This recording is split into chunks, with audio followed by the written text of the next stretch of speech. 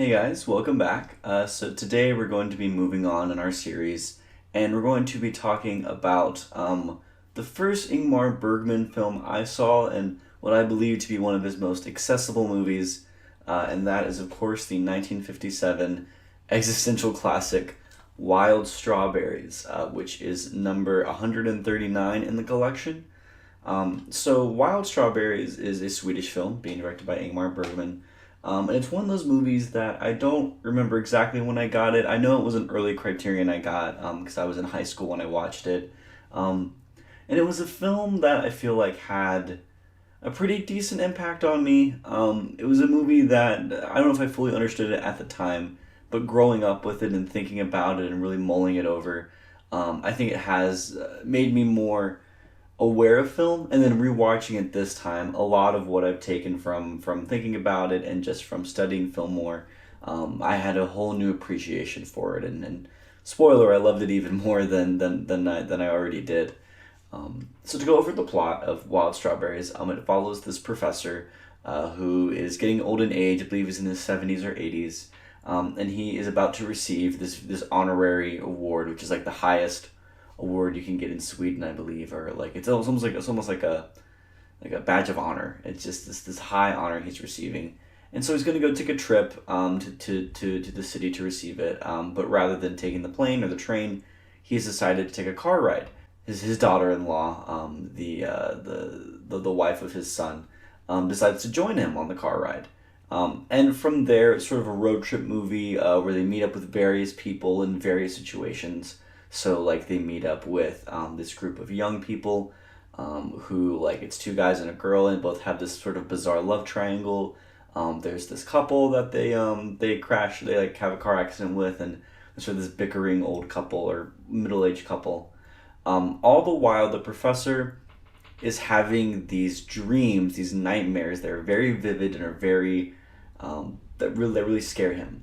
And so he's sort of dealing with his own personal trauma and personal past guilt, specifically involving a past love that he had named Sarah, who he sort of let slip by in a sense, or in his view.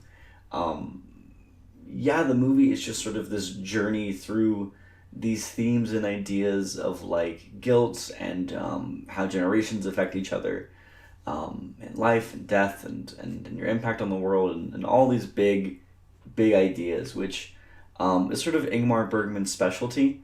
The only film of his I've seen Persona, and I've seen The Seventh Seal, both of which I love. I think Ingmar Bergman does a really great job of like finding very unique, visually striking ways to discuss very large ideas.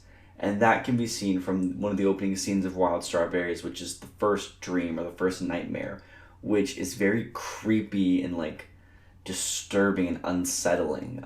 It's nothing like gory or overly violent happens, but there's just this lack of sound.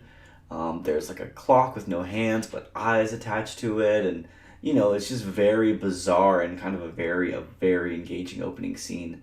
Um, and the movie is full of great visuals like that, really great cinematography, really great, a lot of great imagery. Anytime he's in a dream sequence, it's always very like vivid and just striking. I feel like I'm repeating myself a lot, but that's really how it feels. Um, but to go from there, I feel like the performances are also fantastic. With the main actor, whose name I'm completely blanking on, is Victor so- Sjöström. I know I probably said his name wrong, but he's absolutely fantastic. And apparently, he was one of like the founders of Swedish cinema, so it's a big deal that like he was able to play this character. And he just has this like, I don't know, he's very expressive. He's very like emotive, and you can tell a lot just by looking at how he reacts to things, just by like the way he looks and moves. It's very impactful. There's also his daughter-in-law, who she's really great, can really bring the emotional impact when it's needed, especially with her relationship with her husband, the professor's son, who lets that like a major conflict in the film, and really shows and really hammers home that like generational impact theme. And I mean, just the different vignettes, the different like little stories that they find while on their journey, are all really interesting and engaging and are pretty good on their own, but then become something special when you put it in the context of the larger film. So like when they meet the three kids or the three young adults, they're dealing with their love triangle and they're so full of life and they're loud and boisterous and full of love. But then, almost as soon as they meet them, they get into that car accident and have to drive the married couple to a gas station or a town, the next town of some sort. And the married couple are just so bitter and they bicker, and the husband's super sarcastic and is sort of almost torturing the wife with how little he cares about the relationship. Um, and it seems to instantly shut up the children. It seems to instantly sort of scare them, almost like it's almost like a vision of their futures, and the way the car is set up, it's this interesting dynamic where the young adults are in the back, the middle-aged couple is in the center, and then the professor and his daughter-in-law are in the front, which I'm assuming means they're the oldest, they're the wisest. And it's this different levels of sort of different levels of experience, and different generations. And again, I think that's one of the main themes of the movie is how different generations impact each other. So part of the film is the professor, whenever he goes into a dream, sometimes he returns back to his memories of growing up in a summer home, with his then fiance, who then leaves him for his brother. And what really struck me in those sequences was the way the parents seem to treat the children, or at least like the adults seem to treat all the other children, which is with a lot of discipline, a lot of anger, a lot of snippiness. It seems like the children can't really do anything without being super disciplined. And then, of course, the professor experiences some horrible tragedy by losing his fiance to another man.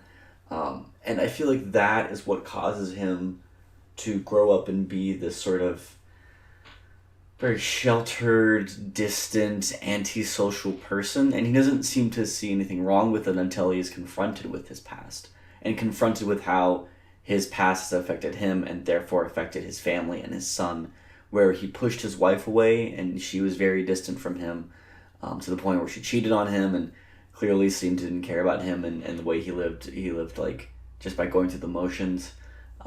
You see how it affects his son, where his son shares a similar mindset to him, where they hate life, they're very pessimistic, they believe life is just a torture, that that they'll be happier when they're dead, and they don't want to they don't want to put any barriers in the way of that process.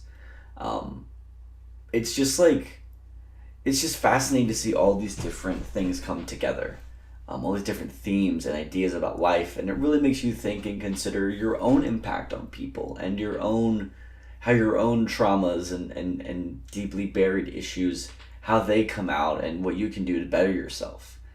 And I think that's one of the best aspects of the film, is how it ends on a positive note. It is a somewhat ambiguous ending.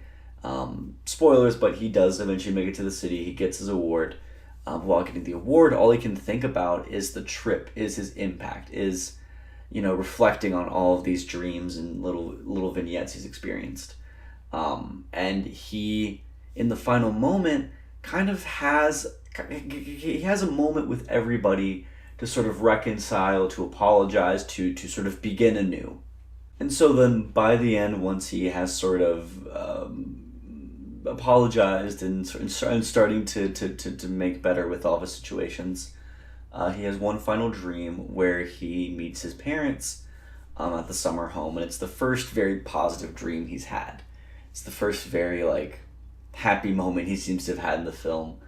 And I mean, overall, it's a very hopeful message. It's a very it's a happy movie overall, despite dealing with some very dark themes and some kind of scary questions.